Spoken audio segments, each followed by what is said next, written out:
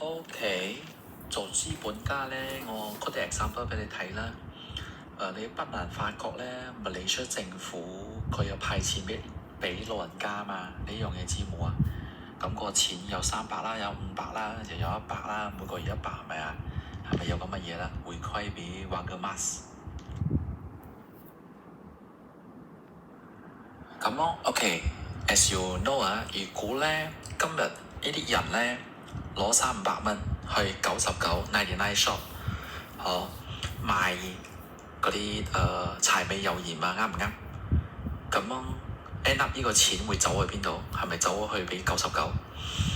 咁如果你係一個資本家，你有投資到99呢間 shop，咁而99咧又喺上市啦，咁樣99又賺18先，或者係賺28先，咁樣你嘅投資咪有賺咯？第一個咯，係佢賺咯。第二種賺幅咧就係99，而家有1000間。你投資個99呢個鋪頭有1000間，不久將來佢變1001間、1002間、1003間。咁呢一個都係你嘅投資，不斷咁樣壯大咯。因為99嗰個資產高咗嘛，呢個名目資本家就係做咁嘅嘢咯。咁 of course 啦，我係冇叫你投資99，係比較容易嘅 example。咁就講小紅書。咁如果小紅書有上市，你喺入邊咧有幫佢有幫人打廣告啦、connection 啦，你又投資到小紅書，咁小紅書有賺，你咪賺咯。小紅書越嚟越多 user， 佢又賣成個 platform 俾人哋，你又賺啦。咁最貼切嘅就係我哋每日用嘅氛圍咯。譬如講今日我用 iPhone 有上市，我又用 Google Mail， 我又冇用 Amazon， 我又用 Facebook， 我用 IG、WhatsApp，right？ 咁樣呢啲種種，我哋生活嘅氛圍其實睇落去係用緊呢個 technology。我哋講密站 yes， 咁佢後邊咧如果有上市，我又投資到呢一咁嘅公司咧，咁樣公司越大，我銀紙就越大咯。講到呢度咧，你明唔明白啊？明白你係明白咩嘢啊？唔明白你係唔明白咩嘢啊？因為同我講即係攞 simple 攞個明白個字眼咧，係個學嘢嘅方式係比較慢啊。不過你 OK 啦，你寫出嚟啦，你睇下邊度你明白，邊度需要 clarify 我可以 clarify for 你啦。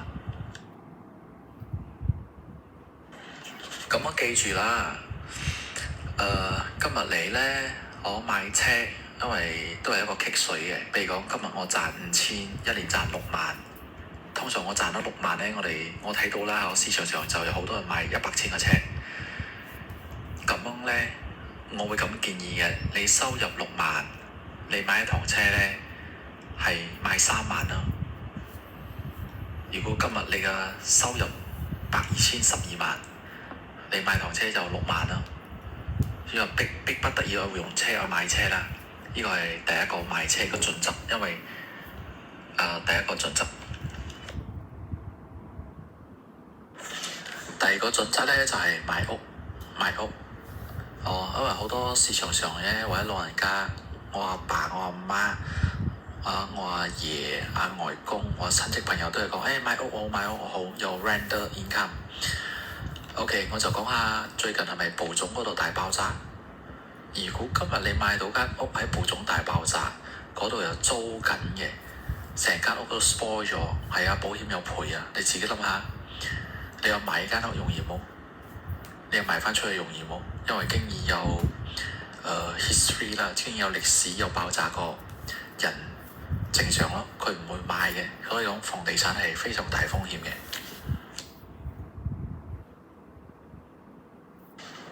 第二個曼谷地震，你買到房地產買 condo 啦，靚得又好，啱唔啱？你走唔甩㗎，啱冇？所以當房地產唔係好投資，因為點解嗰啲人講房地產好投資？因為 within 5年，你買咗5年咧，你賣譬如講今日我買500,000，喺3年過後我變到600,000，我係咪賺100,000差價？其實政府有種 tax 嘅，我就係叫 RPGT， 所以好多人都係過咗5年先買屋，所以就好多人走出嚟講，房地產賺錢。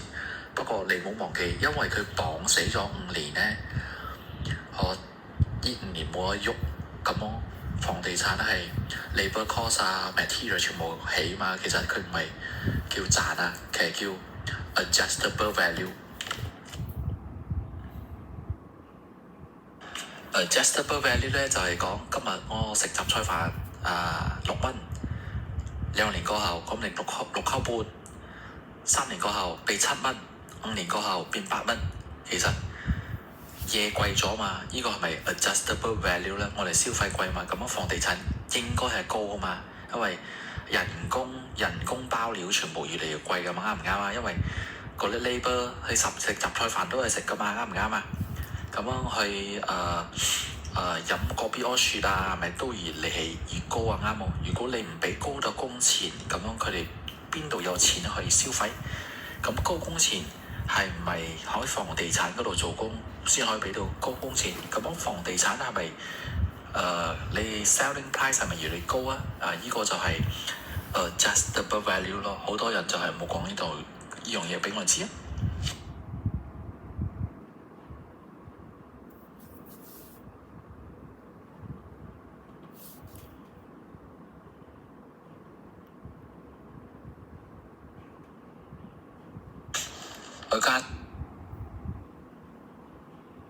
跟住咧，房地產就算唔係風險大，你自己諗下，今日你買一間500,000，大概供2500到3000蚊左右啦，你就頂住咗冇？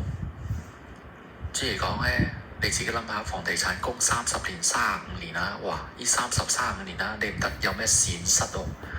當你一買咗啊，如果租得出靚仔，very good，你都心驚膽跳啊！因為點解？第一，人哋同你 sign contract 1-2年啫喎，不過你係孭呢個咁樣嘅loan 啊 prepayment 俾 bank 呢500,000、2000到3000蚊，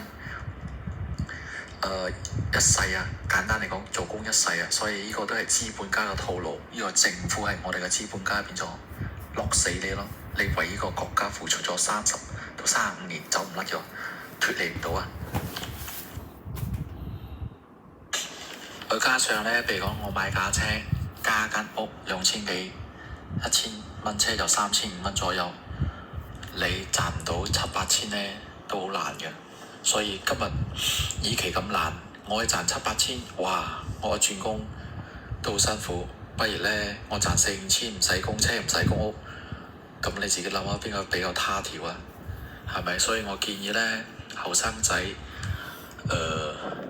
第一個5年啦到8年之間，最好係儲到一筆錢。譬如講5年到8年，人哋買屋冇理佢，你忍5年到8年，俾自己儲到第一個10萬蚊100,000，這樣接近啦。就算冇接近，都儲到一個100,000咯，俾自己。咁樣市場上大陸人講，喂，我有底氣啊！咁你睇下，一個人儲到100,000。另一個咧，做工3年過後就買一個房地產，每個月供2-3千，裝修3年過後裝修間屋，5-60千，邊度裝修到啊？裝修唔到咪啱冇？跟住一嘢就你個褲袋嘅鐳就空到晒咯，個鬆啊！咁我問你啊，同樣做工做5到8年，一個係得一個房地產，每個月供2000幾到3000，另一個咧唔使供嘢，不過銀行或者股票嗰度有成接近100千，你自己問心嗰句啊，邊個比較老定啲啦？邊個敢轉工啊？邊個唔敢轉工啊？所以5000蚊個人好瀟灑嘅可以轉工，佢賺緊7-8千，佢唔得瀟瀟灑灑轉工，因為有一趟車一間屋拉住喺後邊。